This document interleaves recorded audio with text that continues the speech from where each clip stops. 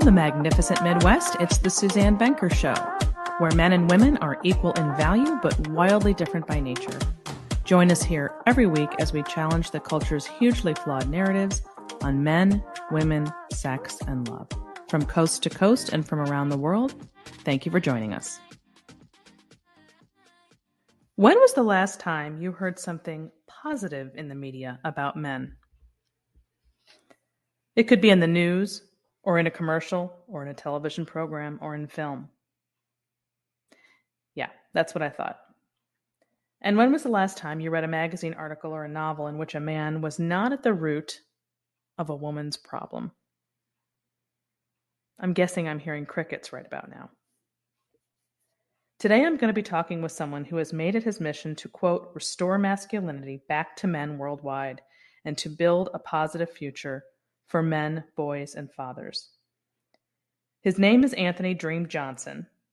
And yes, I asked him about the name Dream. We'll get to that. He is achieving his mission via the internet in a space that's known as the Manosphere. Anthony is a CEO and entrepreneur who took the bold step of dropping out of college and transforming people's lives through self-improvement and personal development. He built an organization, 21 Studios, and the 21 Convention that guides men on how to become successful people in their businesses and lives, to understand what it means to be an ideal man, and to improve their relationships with women and themselves.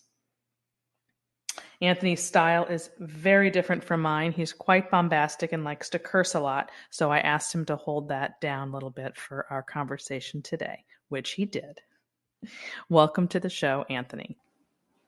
Glad to be here. Appreciate you having me on, Susan. Suzanne. Suzanne. Pardon me. Pardon moi. That's okay. I get that all the time. Like I'll order something from, some food or whatever. And it's Suzanne always gets turned into Susan. I think because people don't hear the name Suzanne very often, but Susan is very common. Mm-hmm. Okay. So I want to begin by just sort of telling everybody how you and I met, I guess you could say, earlier this year. So let's start with that. Yeah, I believe I just reached out to you by email. I was looking for basically anti-feminist, pro-femininity kind of authors for women. And that's a much different tune than what I took in 2020 when the event Make Women Great Again 22 Convention was explicitly 100% mansplaining. So I took a pivot in 2021 and I found Janice obviously was, the keynote, or supposed to be the keynote. Unfortunately, that was not able to happen. Janice Fiamengo. Janice Fiamengo, professor. So I reached out to you over email, and I do that from time to time, trying to find new speakers. And I kind of figured you would be a little bit, didn't know what to make of it when you probably saw the website. It's very, very polarizing. The attendees have told me that, different speaker. I mean, obviously it's super polarizing. The world told me that in 2020, because when we launched the event you just spoke at for women, the 22 Convention, the spinoff of the 21 Convention for men, it went viral. It reached 150 million people on social media, terrestrial radio, major international TV with Piers, the newspapers, everything. Yeah, we're gonna play that later. Mm-hmm. But anyway, you told me that you reached out to Janice right away, who I love so much, and in my understanding, she kind of vouched for me. And like Anthony's not playing around; he's very polarizing, like a Trump almost. But I mean what I say, and I mean what I do, even if it's hyperbole sometimes and ramped up through the roof just to anger my enemies and people I don't like. Let me start there for a minute because I was going to talk about this later, but since you brought it up, that is what I did. And part of the reason I was checking with someone who knew you, because I certainly don't shy away from anything polarizing. Some would consider me very polarizing. Obviously, I made a career on that myself. It's just that the manosphere, which I guess I'll just have you explain what that is now. I was going to do that later. Sure. But it's comprised of all different kinds of men who are in that space. And I didn't know which one you were. That's the bottom line. And the reason is because for several years, I've had some of those folks on my Facebook page, and I've let them do their thing for years uninterrupted. I'm not a banner. It's not who I am. Like, come and, as long as you're not cursing anybody out, you can say what you feel. But over time, it got really exhausting. And Kelsey and I just started saying, hey, if you're just going to come on here and bash marriage and say, don't get married, don't get married, don't get married, don't get married, which is what a lot of them did. I just said, I got to ban you because this is not helpful to my page. So I was so inundated for so long with those folks Yep. that I just didn't know where you all fit in, and you're not just you, but all the men that you work with and what your stuff is all about. So let's That just start actually, there. yeah, that makes a lot of sense. Number one. Number two, I don't blame you at all for reaching out to Janice or anybody to try to verify who is this guy reaching out to me to speak at a live event in Florida. Yeah. The marketing is super polarizing. Like, it's not just a little bit polarizing. I would say it's a little bit more hardcore than MAGA, political stuff. Yeah. It's nothing crazy or anything, but it's pretty It's intense. in the same vein, right? What?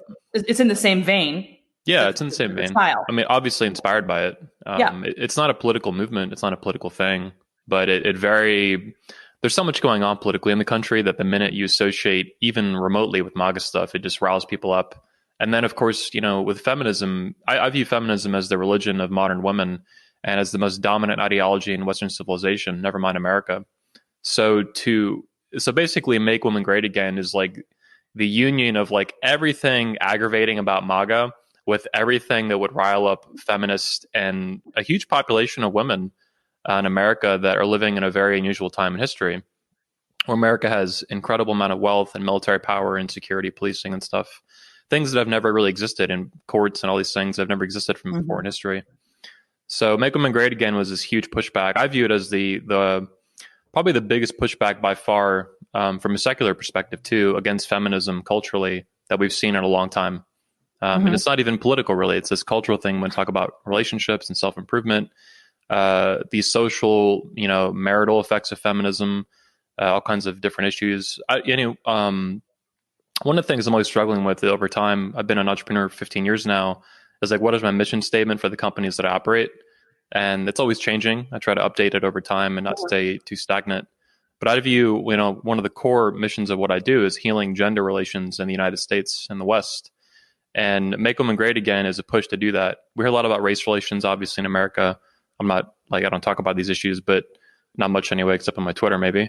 But gender relations is something you don't hear about at all. It makes perfect sense based on our colloquial use of the terms. Colloquial, I'm saying that right. And Make Women Great Again is a huge push to do that. We do that for men too. We try to teach them about women, how to be a man.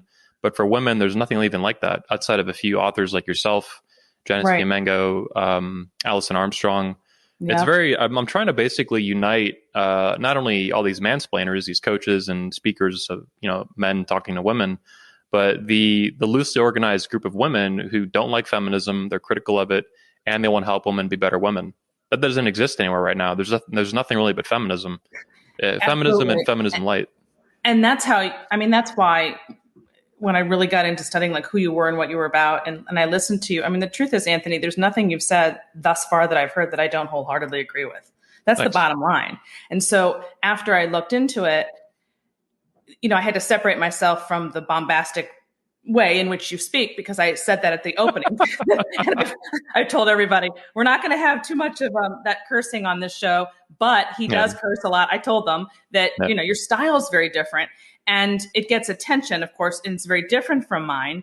But at the end of the day, the message is the same. And that's okay to have a different style. And it doesn't freak me out. But you mentioned the Manosphere as well. Like, I'm not surprised you've had these issues. The Manosphere is a very diverse movement of men, both in terms of ideologies. There's different camps. I view it, a quick explanation, as I view it as like a circle, and inside this giant circle, the Manosphere, Will Spencer has some good ideas for it too. He says he lives in the suburbs of the Manosphere, whereas I'm like downtown. Yeah, that's kind of funny. And when I said to my husband about your how loose-lipped you are, he's like, "But that's how men talk to each other. So you have to understand. He's with the men talking." But I understand that when you're in front of women, you don't do the same. Don't talk quite the same way. So I appreciate that. Yeah, it feels natural and it feels appropriate. I don't think it's feminine for women to curse like a sailor. In private, it's a little bit different, but particularly in public, it's a big no-no. But anyway, the Manosphere I view is like this kind of circle, and I've shown this. I've visualized this in my speeches, some of them at 21 Convention for Men. It's a big circle. It's a big kind of loosely organized thing, almost like feminism, right? This kind of disorganized movement. But within the Manosphere, you have very distinct groups. You have men's rights activists, MRAs, which are very distinct. They've been going for decades, right? Even since the, let's say, early 80s, Warren Farrell. When he broke off from feminism, Dr. Warren Farrell. You have MGTOW, which is more recent, probably the past 15 years that got going. Okay, now I'm going to slow down. I'm going to slow down and have you tell. I know what you're saying, but make sure you're so used to the acronyms that. MGTOW means men going their own way. This has been in the mainstream news even the past couple of years. CNN, Fox News, all kinds of stuff. And even authors maybe like yourself are trying to figure out, Helen Smith's a good one too, like why men go on strike, why are men exiting the dating marketplace, exiting the marriage marketplace. So there's MGTOW, men going their own way, there's men's rights. There's the old school pickup artists that were famous in the 2000s and early 2010s with The Game, the pickup artist TV show on VH1. And then you have the Red Pill. They had their own kind of hybrid, I would say like a hybrid of all three of the other ones, of MGTOW, which are very friendly with them, seduction or picking up women, pickup artists, and then men's rights. So you have these four different camps. The Red Pill one kind of got nuked on Reddit recently, along with MGTOW, and that was their main grouping. There was about 300,000 of them that would organize there. So they're having trouble even kind of continuing to exist at this point. But anyway, the Manosphere I view as a very positive thing with some bad actors in it. So, excuse me, the Manosphere then encompasses all of these four groups. Yes, yes. I would even say there's a new fifth one emerging in recent years that I've been trying to spearhead, and that's like this pro-patriarchy, pro-fatherhood element that you didn't really see outside of men's rights, and even that was strictly like legal policy issues. So you see this kind of pro-fatherhood, pro-family message getting put into the Manosphere. And a lot of my speakers appreciate that, particularly the ones who are Christian and much more pro-family, because in the Manosphere, which has been going on since at least the 90s as like an organized, loosely organized movement, there was very little push for pro-family, pro-fatherhood issues. None of that. It was about picking up chicks, going your own way. Which is a whole different, or fighting for those don't even changes. have anything in common. The pickups and the fathers. They're doing different things. Well, and now if a father got out of an unhealthy marriage, there might be an opportunity for him to get back in the dating. That's important. But a lot of guys are not. A lot of men, either they're that or they're not. And if they're not that, they're still married. They want to have a better marriage. They want to be a better father for their kids. Even me, like an uncle, I'm not a father, but I listen to what the fatherhood stuff is because I have nephews now, and I want to be the best uncle I can for them. So who would have thought, right? But so the mission I have for the Manosphere, what I outline it as, is a positive future for men, boys, and fathers. I'm very explicit in that, right? I have no problem with helping women. Obviously, that's a priority for me with an event I do. But I want to help men, boys, and fathers explicitly and on purpose. And then we could talk about helping women and girls. But we live in a culture also that, that's like beyond normal. I remember being at a hotel we hosted at one of our events at. This is like in 2017, 2018, even a couple years ago. And there was this big card on like the front desk of the hotel. And it was about young girls. It can be anything they want and like all this stuff and, donate money to help girls be whatever they want. And I'm like, when's the last time have I seen where little boys can be whatever they want? Like, why isn't, this is both. There's more, you can debate, the feminist issues behind this and stuff, but ignoring whatever that means long term, whatever the real implications of that are, it's supposed to be pro girl, pro female. Why is there nothing for young boys? Why do we not tell them they can be anything they want and be strong and courageous and virtuous and be creative and conquer the world? Why don't we do that? And of course, you know why that is. You know that feminism has taken over in terms of this idea that women have to they've been subjugated for so long that it's time to focus exclusively on them to even out the playing field, which the whole damn narrative is false to begin with. So people have absorb this and accept it, or if they don't accept it, they don't know what to do. Like if you're standing there with your son, why wouldn't you say? Because I do. My husband does. This is how we've raised our kids, but most people don't. And so there is no other place, in my opinion, for the pushback to come except from through parenting. Yeah, I believe that is the way to counteract the culture. It's the only way, because you're not going to get it anywhere else. So parenting is huge. Yeah, it's huge, and it's different from the way that it was when you and I were growing up. And it's a taller order for parents. They shouldn't have to fight this narrative, but they're going to have to. Otherwise, their kids are going to succumb to it. That's another thing that was interesting about going back to when I said I agree with everything that you've said. The fact that you're secular, the fact that you're coming at it from a secular place, as am I, is something else that is similar with us, in that I have a lot of Christian followers. And I actually I went to Catholic school. My husband's Catholic. Our kids went to Catholic school. So I'm not in your boat in terms of you just self-describe as an atheist. But the reality is coming at the issues from a secular perspective. That's the same thing. And that's important to me because There's always, first of all, there are plenty of Christians who are doing what they're doing. And if you're in that camp, you've got the coverage there. Secular America doesn't have anything between, well, what if you don't identify with that, but you also don't buy all the feminist crap? Where are you going to go? Yeah. And that's really what I'm trying to fill. And I think you are on the male side. Yeah, for sure. There's a huge gap, and it's like a vacuum of nothing. For girls, it's even more obvious, but for boys too. Also, having a secular platform like my events I build, it really opens a wide umbrella for people to interact. Yeah. So there's atheists like myself, or objectivists technically. You have different denominations of Christianity. You sometimes have Jews or even some Muslims attend and stuff. So it's a wide angle lens of people who are like pro masculinity, pro femininity, pro family, and they can debate. They don't want to downplay. We had a really cool panel at the end of the event. Unfortunately, you missed it. And it was an atheist, Jack Donovan. It was a Mormon, Tanner Guzzi, who are really controversial among other Christians because Joseph Smith and all that. Then you had evangelical pastor, Michael Foster. Then you had an Orthodox Christian, Jeff Younger, who's famous for fighting for his son with trans issues. So you had like all these are really different denominations of Christianity and atheism, and but they all got to talk about the differences between what they believe in and then how they can work together for, like Jack Donovan was the atheist. And he's like, look, you guys are all Christians. You have very serious differences in what you believe. But at this point, we're trying to argue about how to get out of our house because the government's trying to lock us in our house, lock the front door in our house. Like that's how serious things have gotten in this country. And the muzzles and the masks and the zombie shots and stuff. That's why I really hate the issues that we deal with, family, dating, marriage, all of it. I hate it being labeled conservative. Yeah. It's not that I don't vote that way. It's that this is way bigger than that. There are plenty of feminist conservative women and plenty of non-feminist liberal women, believe it or not. It's really a separate cultural issue about the roles of women and men, marriage, family, parenting. It's just so separate. So I can't stand being typecast in that political way. People try to do that to me too, and I'm like, man, I'm not what you think I am. Like my politics are with the founding fathers and Ayn Rand, and that puts me in very serious odds with all neoconservatives, for example, all the rhinos, but even a lot of like more moderate conservatives. Like I don't believe what you believe.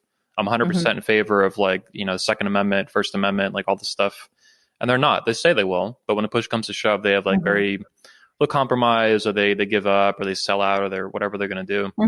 Automatic weapons is an easy one.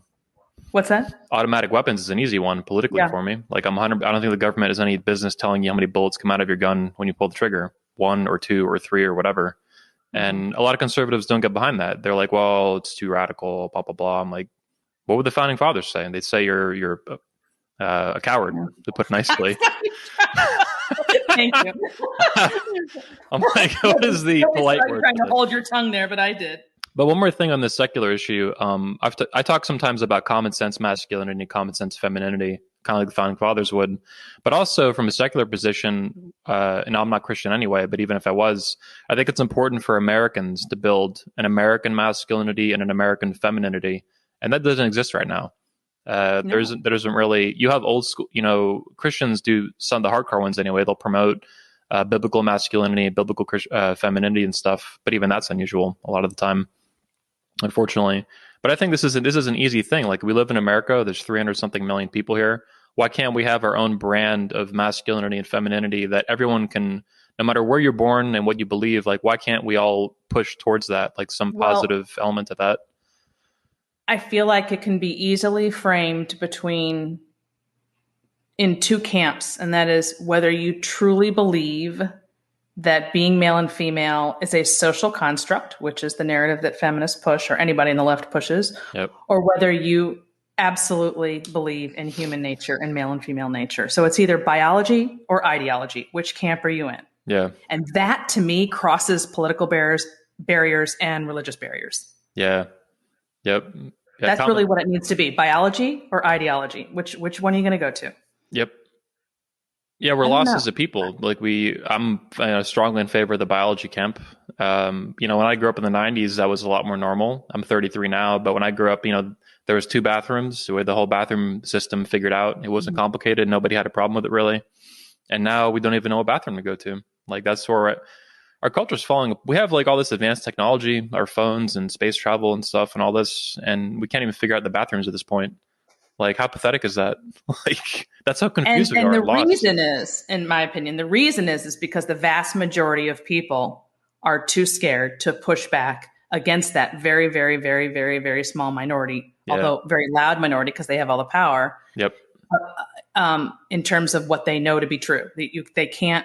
They don't have the courage, or they don't have the numbers behind them, and they need more people to help them to not care. It's very difficult to go against, the norm. And when you do, you get a lot of flack, and people just don't want to deal with that, so they like quietly do their thing, which, okay, I get. But on the other hand, guess what? That's why they're successful, because you're quiet.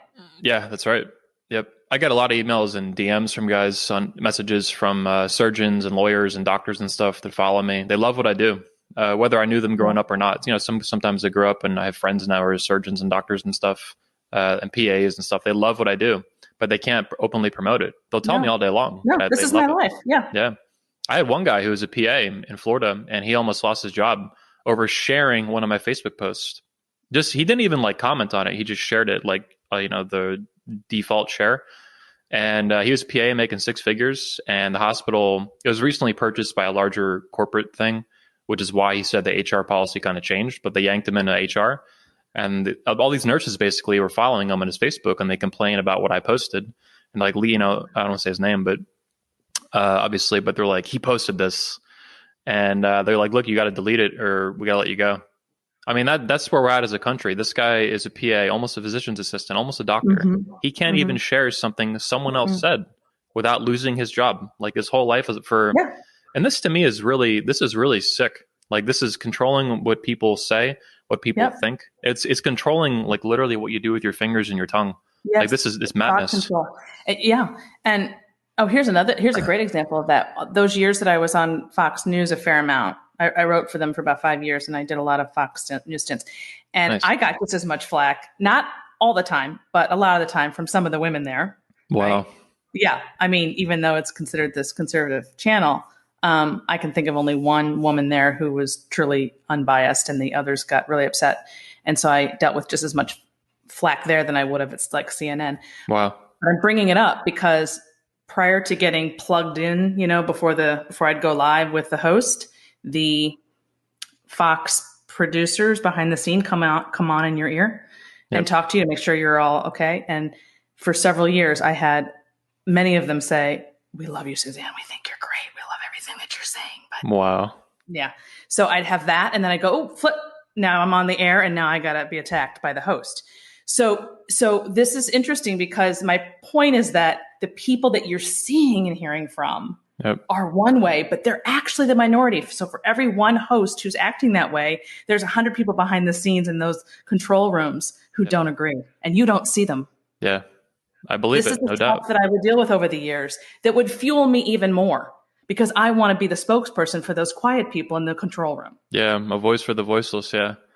People do need to speak up a lot more, but I get it. I mean, it's like my buddy I just told you the story of, like, he basically then had to take all these nurses off of he was so angry about it because he really loves what I do. And he was like so aggravated that he had to do this. He's like, either I delete this post or I lose my job, making over $100,000 a year that he went to school, medical school for, and all this stuff. Yeah. It's sick. This is why everything that's happening in the country right now with Biden and the whole, just everything is happening is because of that. Yeah. Because everyone's just being hushed. And it's interesting trying to figure out too where it comes from. Like I'm a big Ayn Rand fan. I'm a big fan of philosophy. So I do think there's pretty serious philosophic decay in the country. I think that was occurring before feminism really kicked up about 100 years ago. I think also feminism is a big factor in this. I was tweeting today about, these spokesmen for the Pentagon. He said climate change this came out today, is a serious threat as China, the future of the United States. And I'm like, man, this is like as serious of a threat as what? As China. Oh my! So climate change is this theory. Yeah. I don't want to get in the weeds on it, but like this is not a proven thing, and the science is not settled. It's never settled, and it's very complex. Like trying to understand the weather and how we affect it, if at all, and all this stuff. And then China is this major, communist power that killed 54 million people not too long ago. They have an emperor. They call him the president, but he's an emperor. And I don't have any problem with Chinese people, but this government that operates the country is genocidal. Historically, the same government, and yeah, it's a very serious threat. And climate change is a joke by comparison. Mm-hmm. But why? So Of course, why did a leader get in the Pentagon who says this kind of stuff? I think feminism, as George Carlin would say, has pussified the American male. To quote George Carlin and many other comedians and many other commentators like myself. Absolutely. And absolutely, because that's what I mean by it doesn't even matter what political side you're on anymore. If you've been cowed by that group, you just have. It doesn't matter what side you're on. Yeah, I think feminism is basically the attempt to destroy not only masculinity and femininity, but the relationship between men and women, and make everyone weak in their own specific ways through their gender. So for men, it's being like a doormat, being weak, or even spouting off something like that in the military. For women, I think it's giving into their own vices and bad impulses. Yeah. So definitely agree. Well, let's talk about this because I heard you say this in a podcast once. I'm going to just quote you, sure. And we'll get into the whole feminism thing because this is how it happens. You said, quote, "Whatever your religion is in America, feminism dominates what they do. School, work, life, relationships, babies, family formation, dating. It's all dictated by feminism." Yep. And obviously, I agree wholeheartedly, and I've been in it. I've been knee deep in it for 20 years. Yep. It's the message it's the most important aspect of the message to get it away from this idea of all feminist means is women are equal to men, which is an absurd statement and means absolutely nothing. I thought it was about voting. I thought feminism was about voting rights. What happened there? Now it's about equality. Yeah. What is it? Right. Yeah. Right. And so it's the whole. Most people though don't understand the scope of how the feminist mentality or theory or whatever infiltrated into all those areas that you described in there, thereby getting people at every domain from birth to adulthood in their formative years. And you described it really well there, which is why I wanted to. Even beyond that, I was tweeting the other night about all these single moms today, this epidemic of single motherhood that I think is squarely caused by feminism and its offshoots 100%. Into politics. All these single mothers are going to end up single grandmothers. And we're going to have a tidal wave of single grandmothers in the near future in the United States and the West, other Western nations. And that to me is a reflection of how far it's not just from birth to childhood to adulthood. It's going to be in your later years too. My grandparents, I went to their 50th anniversary when I was like 10 or 12 or whatever. That's not going to happen, not even close for most women, because they're all single moms in their 30s and 20s and 30s and 40s. Where is that going to end up? You're going to be single. You're not going to have a 50th anniversary. You're not going to have any anniversary when you're in your 70s because you're single and you've been single for 30 years. And it's not just single moms, but we also have gray divorce, which is a thing now, trend. So that even if you've stayed married for a long time, you're divorced in your 60 plus years, which means that you would still end up being a single, as you say, grandmother or grandfather. Basically, people just living alone, I guess, is a better way of putting it. And we are at that stage. We're at a critical point at that with respect to that now. But on my comment that you're quoting, I think I was directing it at women. It affects men at almost the same level, but I think women are even more affected by it. But I do believe exactly what you're quoting me on, that feminism is the most dominant ideology. It's basically the religion of modern women. It dictates all their major life choices, way more than anything, even like Christianity, which is amazing. That's a 2000. But even when they don't know it, Anthony, that's the right. Scary part. Yep. Even when they don't know it, it's one thing to be a proud feminist and go after that life and whatever that means for you. It's the people who don't realize that they're living according to those values. Bingo.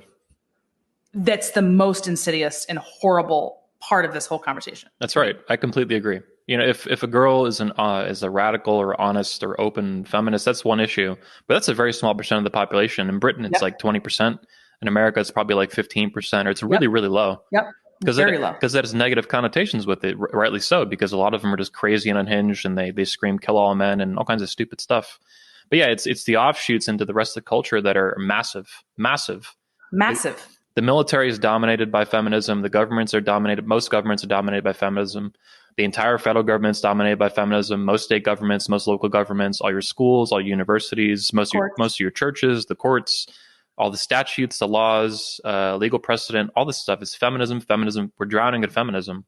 The country's I think feminism, either one of two things is going to die this century: America or feminism. That's where this is going.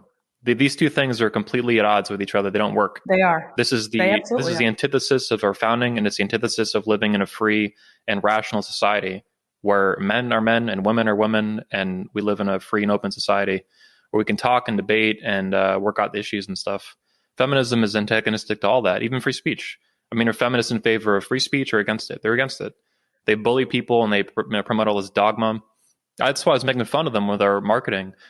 Some of the Blaze, some of the Chad guy was talking about it. They were quoting us in the New York Post, how we talk about toxic bullying feminist dogma, because they're all bullies who want to bully you and silence you rather than have a debate and admit that they're wrong on anything.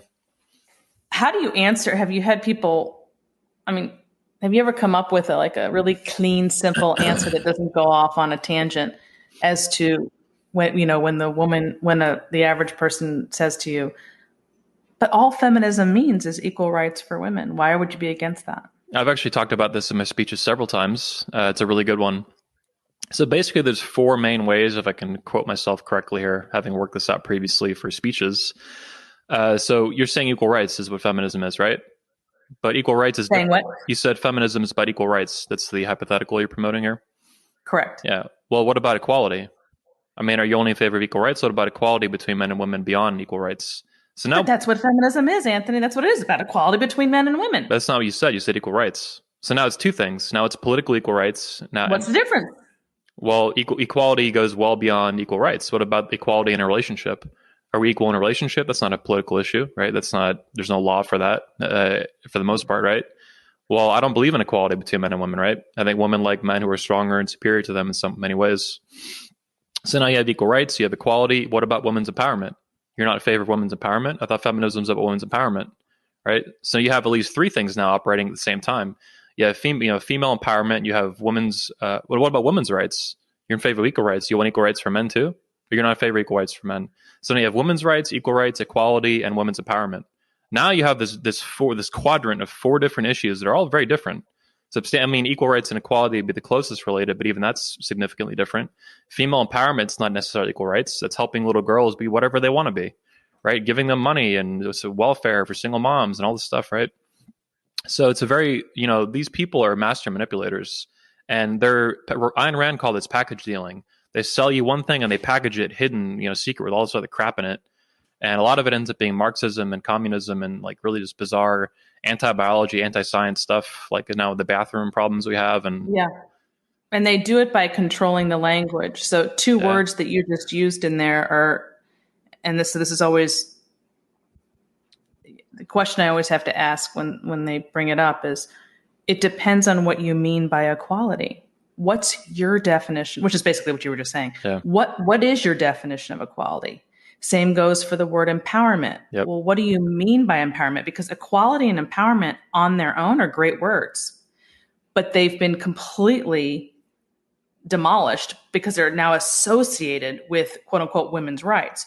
So you have to ask them, what do you mean by equality? If I define equal, I open this program with where men and women are equal in value, but wildly different by nature.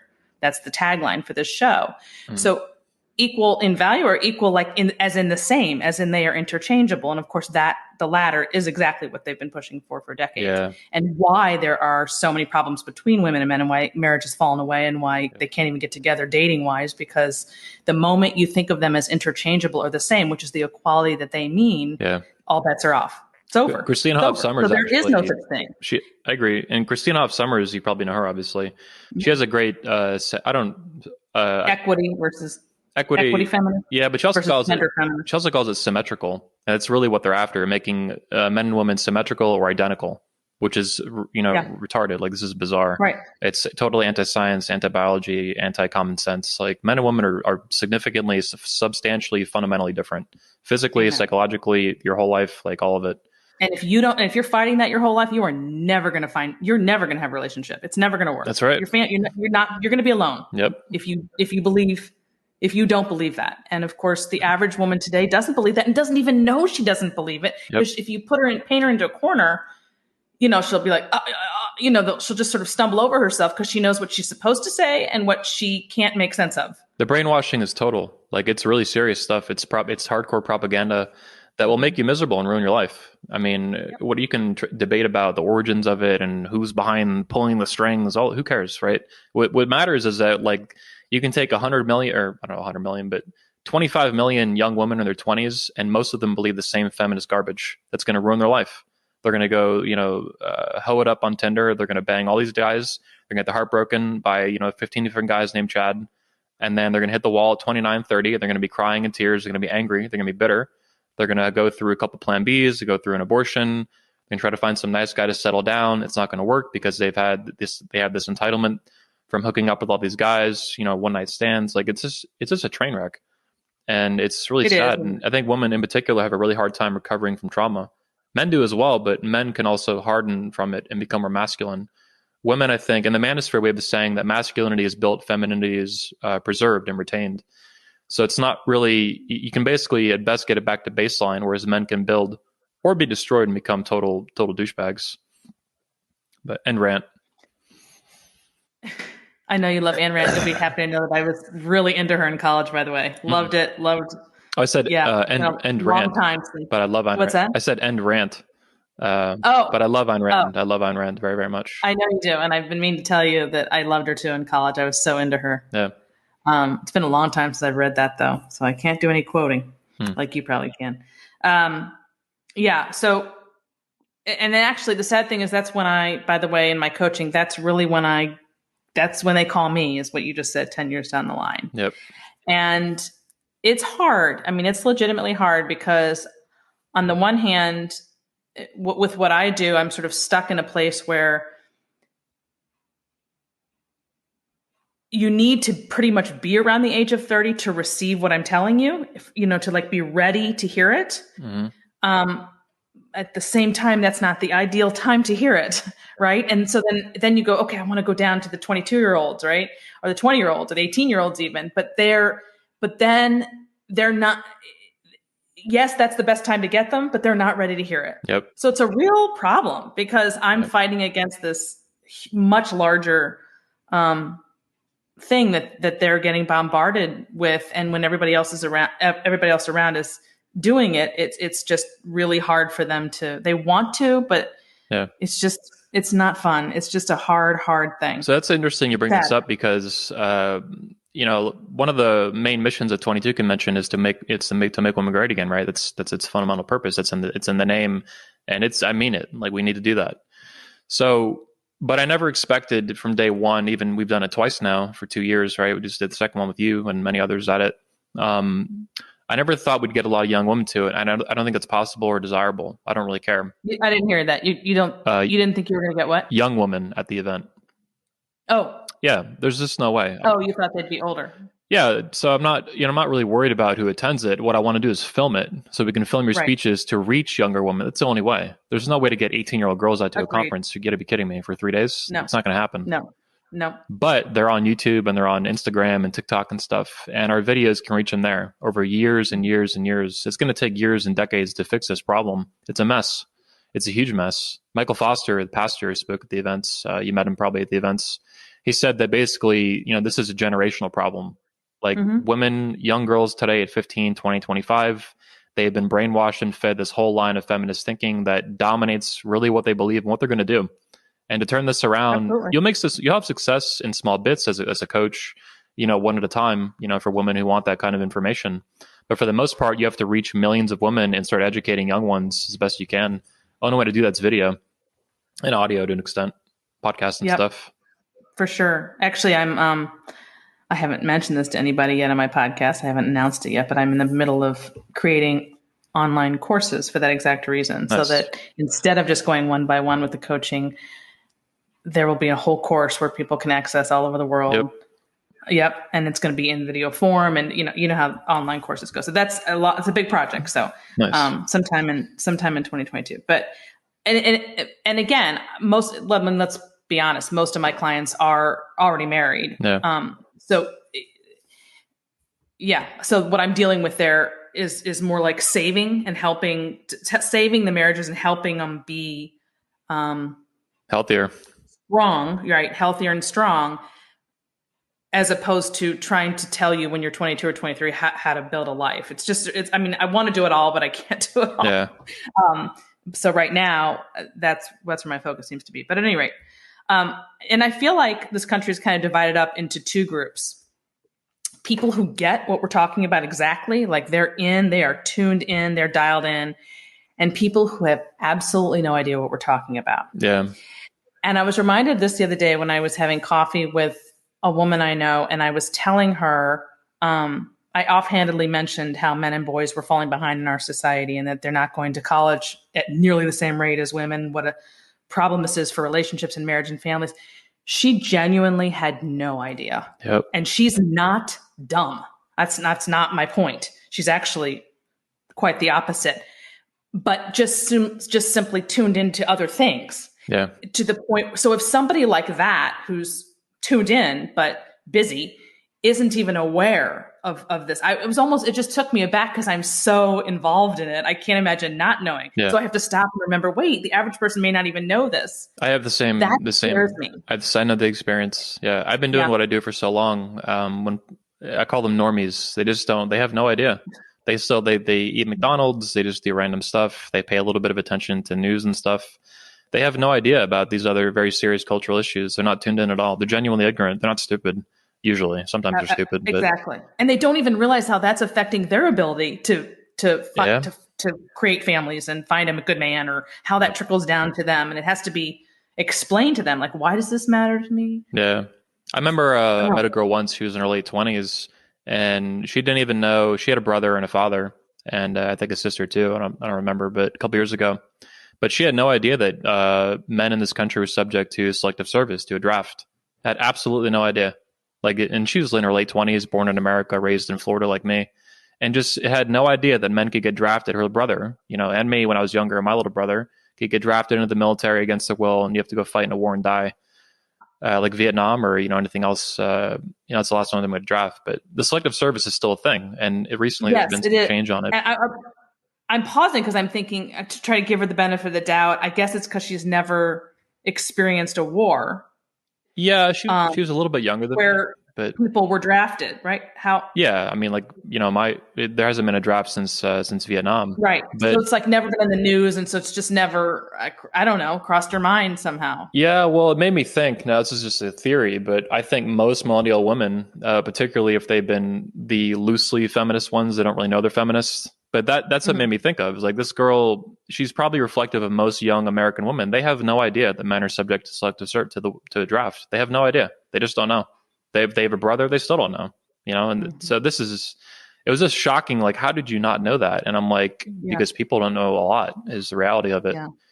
And it's unfortunate and sad, but that's kind of the case. And I think that has real implications for voting. And one of the things I've said, and then I'll say it again, is that everything feminism has done, even if you want to argue it's positive, everything they've done has been done in the dumbest way possible. All of it, the worst, dumbest way possible. Mm-hmm. Women getting the vote without being subject to a draft is cut and dry. It's unequal. It's overtly unequal, explicitly unequal. It's been that way since day one, and it's terrible. It's horrible. I think it shifts voting patterns because women are not on the hook. They don't have skin in the game. If they vote in a presidential election, for example, that typically is, you have a pro-war candidate and an anti-war candidate. Well, they ain't going to war no matter what. And they never have been a threat of going to war. And this influences how people think and how they vote, right? I know that I have a little brother and I have nephews now. And when I vote in elections, I'm worried about if they're going to get drafted, go to war someday. Because I don't want them to go, so it's an issue. Mm-hmm. But also I said, it's funny, I had a meme made once for the presentation, 2018, my speech, "The future is still masculine," I called it. And I said that women getting the right to vote in America, when they got that in 1918, it was the death of equality. The death of it, not the birth of it, the death. It was a death of equality between rights and responsibilities. Up to that point, there was this balance. And a lot of women didn't want the vote because they thought, rightly so, that they would get drafted. And they're like, I don't want to screw voting. I don't want to get drafted. Because to them, there was this just equality. You're going to go fight and die against your will. Well, you get to vote on the commander in chief. You get to vote on Congress who decides that the country goes to war. And that's why a lot of women opposed it back then, because they're like, I don't want to do that. There were some states back then that even had that, I think. Got to forget which ones, but I know I'm getting off in the weeds on it. But well, I mean, we're way beyond that now. But yeah, so Okay, so let's back up a little bit and tell people, because you've mentioned a few times, I don't know that we've described it. What is your website is 21studios.com. I got a million of right? them, but that's the main one. Yeah. Okay. So what is the 21 Convention and 21 University? Sure. And then the 22, right? Because you had to explain that to me when I came in. Well, we got the Patriarch Convention too now for fathers. So we have 3 events that we run, or 4 technically, because 21 Summit is like an umbrella event that has multiple conventions in it. And where'd 21 come from? Well, let's begin from the start. Long ago in Orlando, Florida. When you were 17 years old. Yeah, I was 17. I was very young, 15 years ago now. So basically, 21 Studios is the company I run, and it's kind of an umbrella for different conventions that I operate and podcasts and brands. The University, the Redman Group, the Patriarch Convention, the 21 Convention, the 22 Convention, the Under 21 Convention. So let's wind the clock back to the very origin. You mentioned where did 21 come from? I get this question a lot. It came from the original name of the original event, the Under 21 Convention, which is not even supposed to be a convention. It's supposed to be a meetup group. It was called the actual thread I made was organizing this and announcing it was called an Under 21 Meetup. So Under 21 Meetup, and then quickly some people suggested getting a hotel room, conference room and stuff. And then someone's like, yeah, it's going to be an Under 21 convention. And I'm like, yeah, that sounds pretty sharp.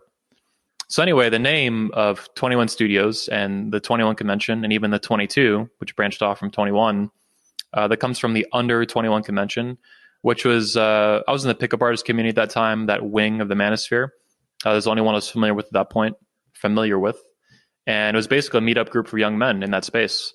They were neglected as a demographic. No one cared.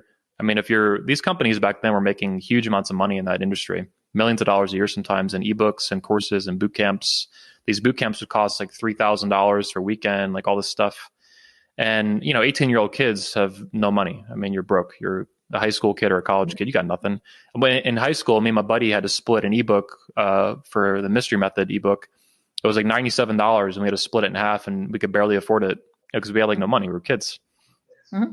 So I got to college. I was still 17, just out of high school, and I wanted to basically meet other guys in that wing of the Manosphere and the pickup artist community, because I thought it would help me get better with women, and I thought I could probably teach some guys too that were terrible. I was still terrible with women at that point, but I could at least get phone numbers and approach and some basic stuff, which for a guy who's had who's a virgin and has 0 social skills, that's like lightning to him. That's like night and day. And if you can teach him how to get a makeout at a bar with some girl, right? He's like, oh my God, I'm like, it's life-changing for these guys because they physically can't do these things. So I wanted to meet other guys who hopefully were better than me. And even if they weren't, that's fine. It'd be a mix of people. And about 1 year later, in July 2007, at that point, I announced it in July 2006. The event took place in Orlando at the same hotel you're at, actually. It was a different ownership back then. We've been to many hotels since then, but it got going. And we had some major speakers come out to it. So we had about 80 guys show up. It was pretty big. And I made $100 for 12 months worth of work, which is pretty good. A lot of people lose money first year of business. Yeah. But it was just a hobby project. It wasn't supposed to be a business that it is now. I didn't even plan to do a second one. So the attendees at the end of the first one, the young guys, mostly it was the guys. There was a lot of guys who were teenagers like me, but a lot of guys in their late 20s, even 30s and stuff. One guy was there like in his 50s, was kind of interested in the speakers and stuff. There's always been a mix, but it was pretty young back then, obviously. That was the focus. But the attendees, 2 of them came up and asked me, like buddies or something, like, hey, when's the next one? I want to go to the next one. They just assumed it was like a business that I was doing and repeating events. And I'm like, next year, same time.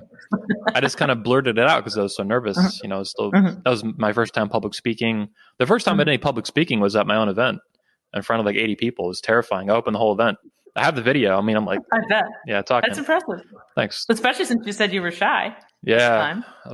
Shy. Well, at that point, I had done a lot of cold approaching at bars and stuff and the beaches and malls. So I'd probably done I was like a machine back then. I'd probably done like 600, 700 approaches or something like that, maybe more. At this point in my life, I've approached like over 6,000 women. Even, for a lot of that was before 2012. For years, I would just go out, a couple of nights a week, even every night sometimes, just talk to like dozens and dozens of people, as many as I could. And the point was, does this get more comfortable with that? Because before you weren't? Yeah, that was the point. You're supposed to, they call it a newbie mission back then. That was the official name for it. And they would tell guys if they were terrible with women, go talk to 500 women. It's going to take you 6 months or a year. or longer to get comfortable. But it makes you a lot more comfortable because you're desensitized to it, and you've repeated this process so many times. Yeah, anything you do often enough, right? Yeah. You're going to get more comfortable with it for sure. Okay, so you kept the 21? Yeah, even though you're way over 21 now. Well, so a couple of years later, in 2009, early 2009, I think it was. I was like, what do I call this event? Because I'm soon going to be over 21. I was 20 at that point. And I was like, crap, what am I going to do? And I thought about calling it the Under and Over 21 Convention, which is just terrible. It sounds like vomit, word vomit, right? I'm like, I can't do that. That's just, I mean, it works, but it's horrible, right? Mm-hmm. So I was reading, the name change actually came from a little bit Tim Ferriss, author, but mostly Seth Godin, another author. Writes different, productivity and books and whatever. And it was a book called The Purple Cow. And it was about making a remarkable company, what makes them remarkable. And I knew that the 21, basically that book encouraged me to really keep the 21, not lose it. And the influence of Tim Ferriss is to simplify it. And so I had the idea to just chop the under out, and I wrote it, the 21 Convention. I was like, good enough, man. It's like clean, simple. It makes people curious. They ask if it's like a blackjack convention, stuff like that a lot. Yeah. So the reference, okay, so the 21 Convention is the annual gathering that I was just at. Well, and then the 21 Summit is the new annual gathering that includes the 21 Convention and the 22 Convention for women and the Patriarch Convention for men or for fathers. Okay. Oh my God. So we keep branching it out and making more events, but the main event that's most famous is 21 Convention, and that's for men. So once I chopped out the under, I made it for all men over 18, and that was the explicit focus. I took a tagline from Atlas Shrugged by Ayn Rand, some of the marketing, and one of the taglines I still use, it's actually in the background over here. It says, a panorama event for life on Earth as a man, free to the world. And that's a bit of a mouthful, but basically it's a comprehensive event for men over 18, all men, in America and around the world. We've done international events too, in Poland, Sweden, England, Australia, all kinds of stuff. I've been really busy past 15 years. Yes, you have. My goodness. Yeah. It's not like you have a day job. This is the job. Yeah, right? This is the job. Since 2010, I took it full time. Yeah. I dropped out of college. I was 4 years in. I failed How to Start a Business twice in a row. Not great. Only class I've ever failed. And I was the only student both semesters to actually own a business. And I was in the school paper repeatedly for it. And I failed How to Start a Business twice in a row. And I'm like, that is so funny. This is a sign. That is funny. Yeah. Yeah, very Steve Jobsy or Bill Gates. A lot of famous billionaires. I'm not a billionaire, but a lot of famous entrepreneurs have been like that. They just don't. Yeah, absolutely. And I had no problem with the class. I just couldn't focus because I was always thinking about my own business because I loved it. Yeah. It wasn't just, a business. It was like, it began as... There's talking about it and then there's doing it. Yeah. You just wanted to do it. Yeah, I just want to do it. Yeah, exactly. You didn't want to talk about it. Okay, so so this is going to seem like it comes out of nowhere, but it came from your site, so it's not really out of nowhere. So who or what is the ideal man? Ooh, yeah, it's good. A lot of that comes from Ayn Rand. I don't use that terminology much these days. I did from about 2010 to 2016. But that's the vision of Ayn Rand. And that to me is just being the best man that you can be by your own design and your own authorship. Authoring, be the author of your own life. So it's not boundaryless or borderless. It doesn't mean you can be irrational and that's going to make you the best man you can be. Nonsense. I was an objectivist. I'm a firm believer in objective reality. I believe that nature to be commanded is to be obeyed, like you're talking about for women and feminism. It's anti-nature, it's anti-feminine, it's anti-female. And then for the men, it's the same thing, right? So it's to be the ideal man is to be the best man that you can be by your own design over a lifetime. And it's something that you never really achieve, but you should always push for and strive for. And it doesn't mean to be perfect. That's stupid. Nobody's perfect. No one's ever been perfect. No one's ever going to be perfect. But it's the goal to always maximize and push out as far as you can in every domain of life. And then to check yourself too. And to make sure you're the one making the choices and you're not being manipulated or coerced or unduly influenced in ways you don't realize, like with feminism being a sort of religion. And I guess that's literally what I teach. What I've been doing for years is teaching people to think for themselves. Yes. And to listen to their gut and to follow nature. Yeah. Not ideology. And but my focus has been on women. And okay, so you took that concept basically and wanted to broaden out for women as well, right? Which is where your Make Women Great Again slogan came into being, and Well, that was 2018, right? I announced it. I announced 2019. it in late 2018. However, we own the 22 convention domain since 2015. Excuse me. So basically, the 21, I realized over time, it looked kind of like, it reminded me of the XY chromosome set for men. There's some basic similarity here. So I realized if I could do, people had asked me for years to do a women's convention, not a lot, but every couple of months I would see something on YouTube or Facebook or something. And I was like, yeah, I should do a women's convention someday because people keep asking for it. But there was no like fire on my belly, so to speak. There was no impetus to really do it, or no major impulse to. It's a hassle setting up a new convention, marketing it, promoting it, building it, the speakers, the lineup, the content. What am I going to do with this? So I lacked that fire because I lacked a mission for it. I knew I didn't have it. And the minute I figured out Make Women Great Again, the minute I saw a hat that was similar to what the one I have now, like loosely similar, and I fell in love with it immediately. Let me just pause really quick because people who don't know this. So he has the red hat that Trump had with Make America Great Again. Oh, yeah. It says Make Women Great Again on it. So a lot of people, I have to visualize it to know. I got like 40 of them now. We got Make Women Cook Again, Make Women Fertile Again, Make Women Virgins Again, Make Women Breed Again, Make Women Mothers Again. Now you can see the difference between you're trying to do this and my trying to do this, right? Yeah. That's the thing. Like people have always asked me about men. I'm like, well, I feel like men need to talk to men and women need to talk to women because I just feel like it lands better when it's coming from your own sex. So somewhat. Depending on who you're talking to. So, there are two ways of looking at that. You could say, well, wouldn't you want to hear from the men because they're the ones who you're trying to attract, right? So they should know what they're looking for. So there's that end of it. And then there's, me as a woman telling a younger woman, this is not how to be a woman. This was probably going to benefit you more if this is your. No, I want to make it clear. I think it's extremely important for older women to mentor younger women, and that, like for men, has been killed off in this country. For men, for example, there's a real, fatherlessness is a huge issue, right?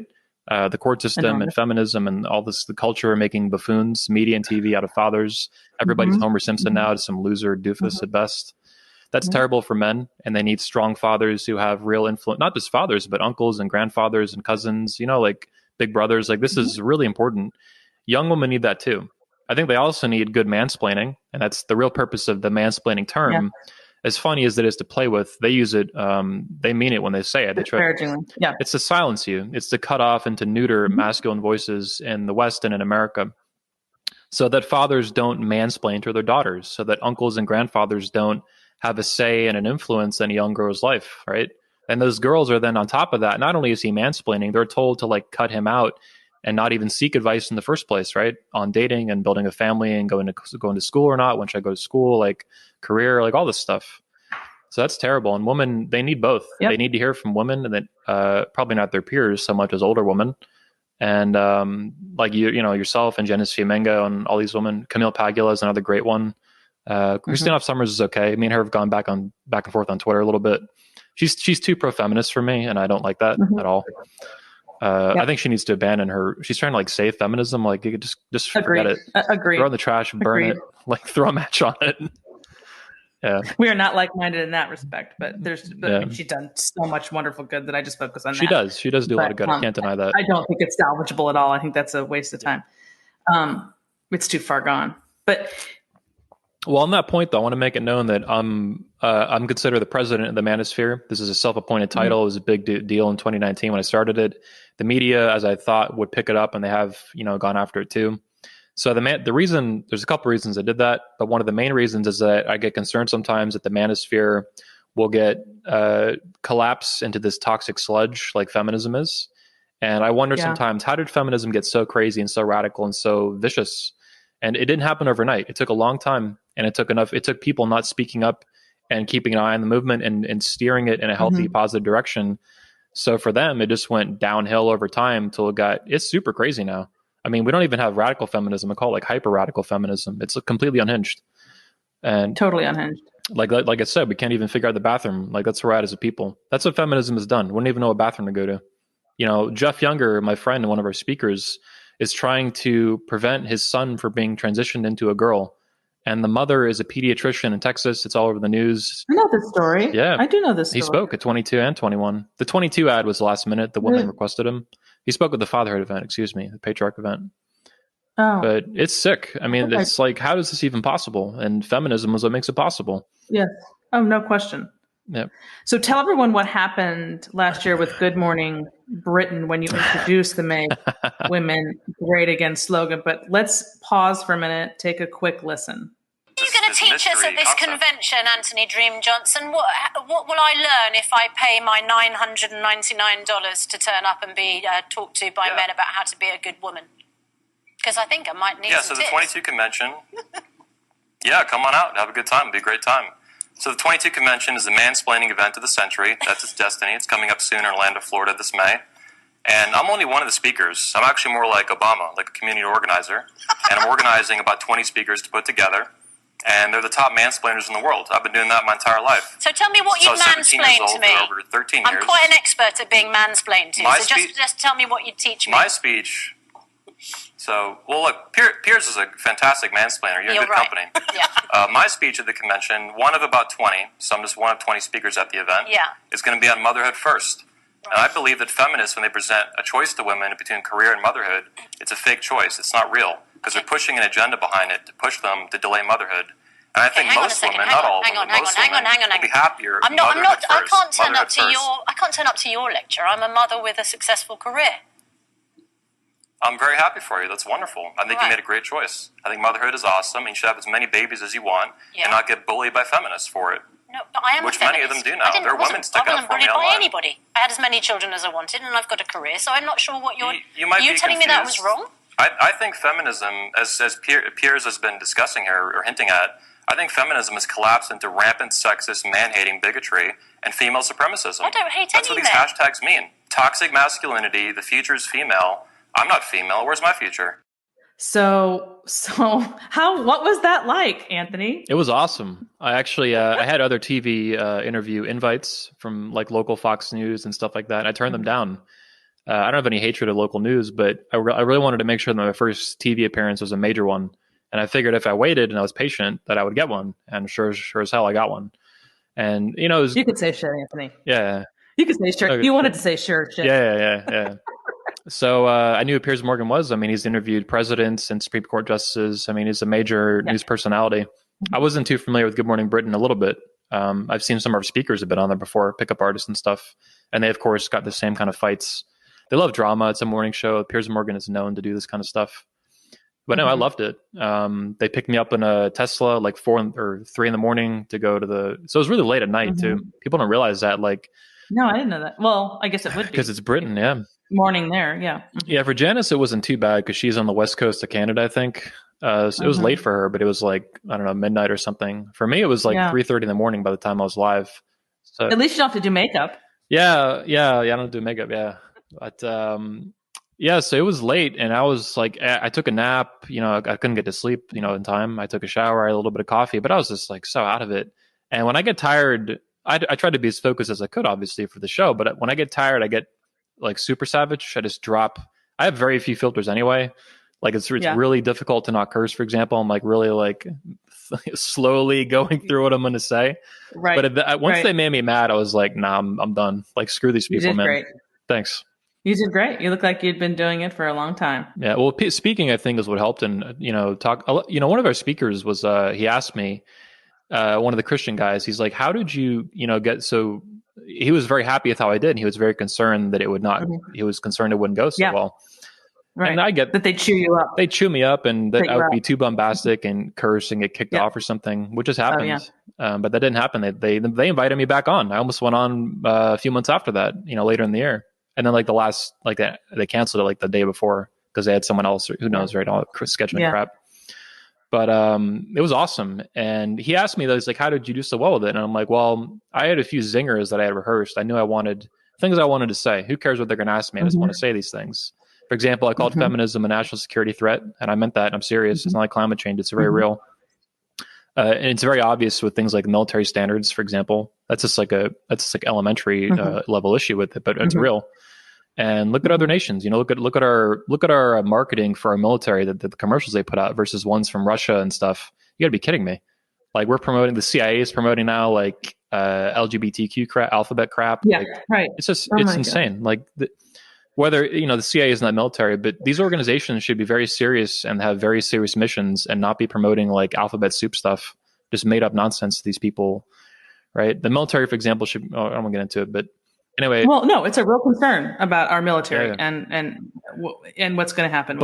Or what is happening. But I think also what helped me with the interview was just talking to thousands and thousands of, women at bars who have attitudes and will check you, especially if they know you. Oh, yeah. So I spent a long time as a pickup artist. I spent a long time as a pickup artist, and I've had all kinds of curveballs thrown at me in conversation, thousands of them. Yeah, and very heated environments that are loud and obnoxious and kind of. I didn't even drink for most of them. I was stone sober. So I was like 19. I didn't drink till I was 27. So I was approaching all these women in my teens and. Well, that gives you a real advantage if you're sober doing that, and they're not. Yeah, but doesn't it? You can be more focused, but you're not as relaxed either. I mean, they call alcohol the social lubricant, and there's a reason for that. Mm-hmm. And for men, it'll kind of boost your confidence to say things that you otherwise wouldn't say. So I had basically in the pickup artist world, this is called doing things the hard way. Sober and usually alone, like a lone wolf. That was my preferred. I bring out one buddy or go by myself. And anyway, I think the combination of public speaking, which is very socially, a lot of social pressure, and then just going up and talking to hot women that I wanted to date, let's say. But these girls will throw in the pickup artist world, they call it like a bitch shield. And girls will throw up this wall if they don't know you and they think that, you want something. And it's how to get past that and diffuse that. And I think with the news, especially with the women, the way they kept treating me and stuff and trying to talk over me, I just kept talking over them sometimes. They were so like, I know you did. I mean, it was great. Yeah. I mean, it was impressive considering that was, new for you. I mean, I did it for years and still hate it and still think the whole thing sucks. At the end of the day, I had so much fun. I loved it. Yeah. I love Trump too, though. And I learned from Trump. I've studied Trump for years. Well, you're the type of people who should go on TV a lot. I can't stand it because it's just a game. It's just a game. And I hate playing games and I don't have enough time to explain what I mean. And it's just, I used to hate playing games, but I learned how to be the best 5-year-old in the room. And I think they told me they loved it when I was on there, the producers after. I'm sure they did. I'm sure they did because you did so great. And they need that. People don't realize how much media needs material. A lot of socializing though, for example, with like the woman I talked to for all these years, like it's just game playing. I mean, it's, you might be in your 20s, but it's just stupid games. It's 1 a.m. People are kind of tipsy. Some girl's looking at you. She likes you. You want to talk to her, but it's all just stupid games. Right. And then her friends are cock blocking you, we call it, and like all this stuff. And like, it's all just like little chess games, right? Socializing and stuff. But the TV stuff is very similar to that. And I think, very, game playing. Yeah. They were accusing me where they were being, they were going after my personal dating life. I didn't even want to tell them like what was really going on in my life then. Like I was seeing multiple women and stuff. I'm like, this is not. Are you talking about on the show or on the show? Pickup on the show, yeah. They did. The full interview is like 20 minutes. On YouTube, there's only like an 8-minute clip. The full one is really interesting because it gets way more. I don't know that I've seen the full one. I'll send you the full one. Yeah, it's. I don't think I've seen. It was a long time. Yeah, it was 20 minutes. So the one on YouTube with me and Janice is 8 minutes, but the full thing is 19 or 20. I would like. It gets much more heated at the end. It gets really fun. Yeah, I called Piers Morgan. I'm like, why you gotta be so judgy, man? You gotta be so judgy all the time. So nosy. Oh, of course they didn't use that. Oh, that's Oh, and he's like, the girls are like, you're calling him judgy, like in their British accent. And he calls me Dream. He's like, you have to be the most judgmental person we've ever had on the show. He said that to you. Yeah. I'm gonna put that in a quote on their website. Yeah, exactly. And speaking of Dream, so Anthony Dream Johnson, tell everybody where that came from. It comes from because you were not born with the middle name of Dream. That's right. Yeah, a few people in my life have asked me if that's my real middle name, and it's not. I've thought about changing it, but I'm gonna leave it alone. The media calls me Anthony Dream Johnson anyway. They don't even question. They think it's my real name. Was it intended to separate you from all the Anthony Johnsons of the world because it's such a plain name? No, nope. Basically it's from the pickup artist world again. Back in the 2000s, I found the pickup artist community in high school, beginning of my senior year in 2005. And no matter what age you were back then, whether you were 17 or 35 or 50, you didn't go on the pickup artist forums. There's all these forums, right, with hundreds of thousands of people. You didn't put your real name, Anthony Johnson. Like I'm from, it was very secret. It was a very taboo thing. This underground society of pickup artists, like the book that went a bestseller and stuff talked about. So you had to pick a name, basically, to a pseudonym. I see. And it wasn't I think it was either the first or the second one I picked, but on this forum, it was the first one I picked, and I saw that nobody was using it. And I even checked around, I kind of Googled around, like, is anyone else using this name in the whole community? And the closest was this guy named Dreamweaver, who was talked about in the game, but nobody actually used the name, just Dream. And I loved it. And I think there's more to it than that. Like Socrates, one of our speakers, maybe you met him at the events, a very friendly guy. Oh, you'd love him. You'd love Socrates, yeah. Mm-hmm. His real name's Dan, not Socrates, obviously, but that was his pickup artist name. But he thinks it appealed to me because I dream big and I dream often and I make my dreams happen. And so the name, a lot of people say, "Oh, you think you're every girl's dream, huh?" And like, I mean, I'll absolutely embrace that. Of course I am. But that's not why I picked it. It appealed to me, I think, on a verbal level. I just liked it a lot. It was simple. And then later, I started using my real name pretty early on, and that was unusual back then. So I would start using my real name in like late 2007, early 2008. As a speaker at the conventions then. What do you mean by real? Just the Anthony Johnson without the dream? Yeah. What do you mean? Yeah. So Anthony Johnson without the dream. And then I was like, I don't want to lose. It was difficult to decide kind of like the name with the events, like what I want to call it, what I want to call myself as a speaker. And then someone just said one time, Anthony Dream Johnson. They just combined it all into one. Mm. And I'm like, yeah, that's awesome. My middle name's Paul, but I never use it. I don't care about it. So I'm like, I'll be Anthony Dream Johnson, and this will aggravate all these people I don't like. And it does. Suzanne, her name is, what's her name? It's Susanna Reed is so similar to you a little bit. That was on the Good Morning Britain. She was livid. Oh. She couldn't stop saying dream. Oh, I didn't know that was her name. Okay. Susanna. Sorry, go ahead. Yeah, Susanna, the co-host for the Piers Morgan show. Yeah. I have her face I can imagine her face, but I didn't know that was her name. She was, let's say, delighted with the name Dream, but so was Piers Morgan. They couldn't get enough of it. Oh, I know. And I never knew, if or when I would get in the news, but it's really been helpful. Is it really? Yeah, I was going to say, it makes you stand out, and that's what, of course, helps for the media, for sure. And then I'm every girl's dream on top of that. So, I mean, it's like a win-win-win, triple win. Okay, so last question for you. There appears to be a lot of, well, maybe this isn't the right word. I was going to say infighting among the men of the manosphere, and maybe that's not correct, so you can tell me. But how does a person cut through all that to figure out, like, I guess we sort of touched on this at the beginning, but like who's worth your, and I've heard you talk about this in other conversations, like how do you weed out I don't know what word you want to use. I don't want to be disparaging per se, but like frauds. Yeah, there you go. The frauds from the legit, people are trying to make the world better. It's tough. I mean, I'll say this, there's a couple different ways to look at it. You're asking from like an individual perspective, someone finding this community, this kind of group of topics and speakers and ideas. I would say actually take a pivot outside of anything to do with like the internet and the manosphere and all that. Study cluster B personality disorders. In particular, I'd recommend a book by one of our speakers, retired FBI agent Joe Navarro. He wrote a book called Dangerous Personalities. That's Dangerous Personalities. There's other books too on cluster B disorders. And these will teach you some of the manipulation tactics of people who have dangerous personalities, independent of these diagnoses, these disorders, right? Are they cluster B? Well, cluster B is a big one, but are they BPD, borderline? Are they HPD? Are they ASPD? Are they a sociopath? Are they a narcissist? Like that's all mumbo jumbo. Well, it's not all mumbo jumbo, but functionally it's mumbo jumbo. It doesn't matter. What matters is that this person screwed up in the head, and are they a charlatan? And do they have a disorder along with that? So how do you tell that from online? Online is a problem because it creates a barrier. Like you were very skeptical of me before you got to talk to me on the phone, and then you met me in person. But not because of you per se, but because of what I had experienced of what you're calling the manosphere, although I didn't think of it that way, as just men online in general, and what I'd seen on my Facebook page. That's the reason. Yeah, that too.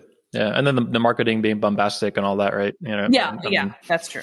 Yeah, we're gonna make women pregnant again. I mean, come on, this is that's I love definitely a little over the top. I love it. I love it. But so I'll say this, like, in general, it's healthy and useful to study dangerous personalities, to watch out for the tactics they use to manipulate people, the way they hide, the way they conceal, the way they lie, the way they don't stop lying sometimes. That's a big trigger. That's a big symptom.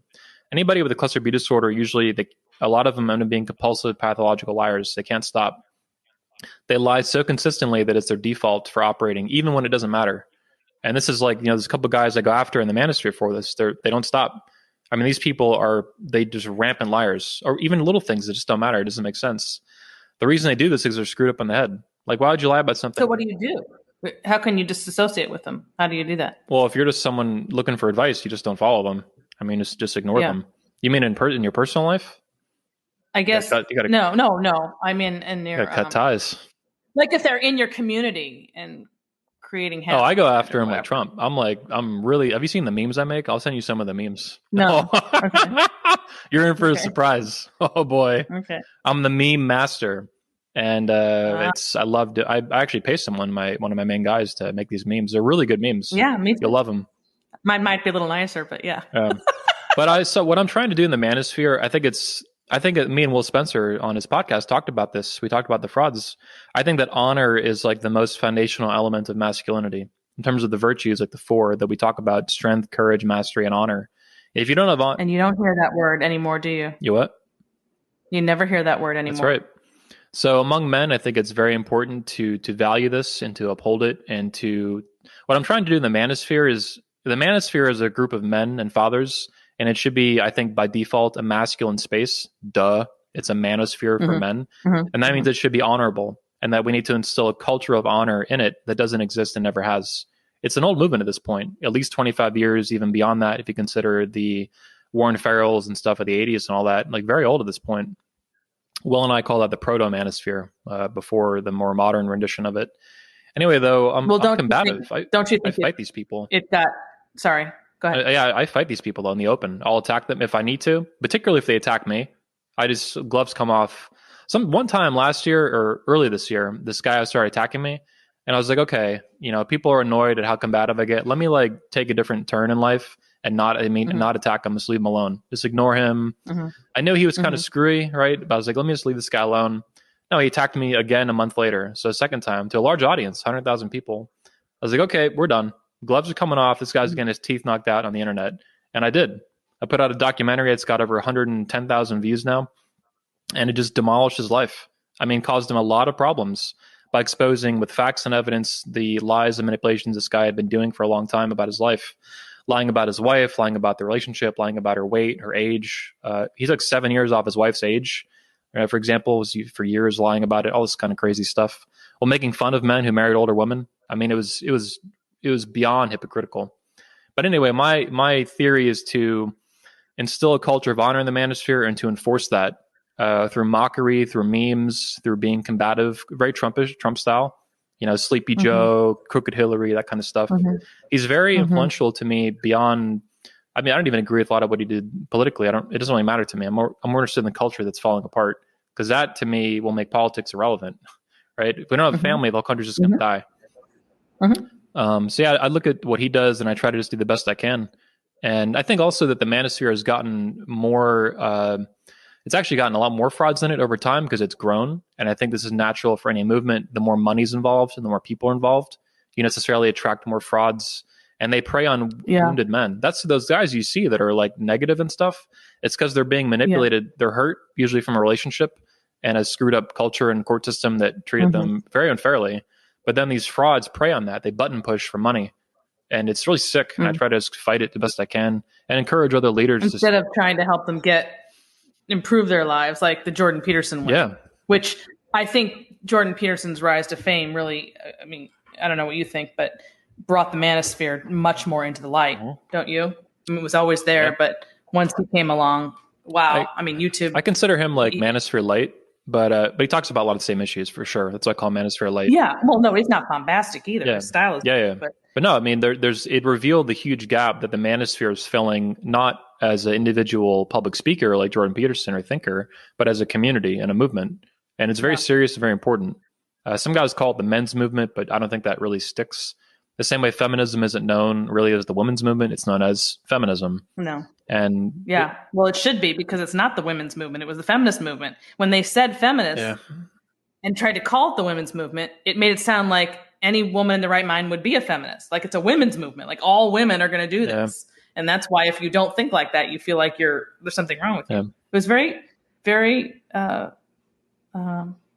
what's the word? Manipulative, I guess. Well, I'm trying to make the Manosphere the opposite of manipulative. So I'm trying to make it a very good, positive place for men. And it's a difficult battle. It's a fight. There's money involved. There's people involved. There's history involved. There's a future involved. It's a battle for personalities and for space and mind share in the community, who's going to lead it and stuff. I'm very controversial even in the manosphere because of the president thing. There's never been a formal leader of the manosphere, nor has anyone ever tried.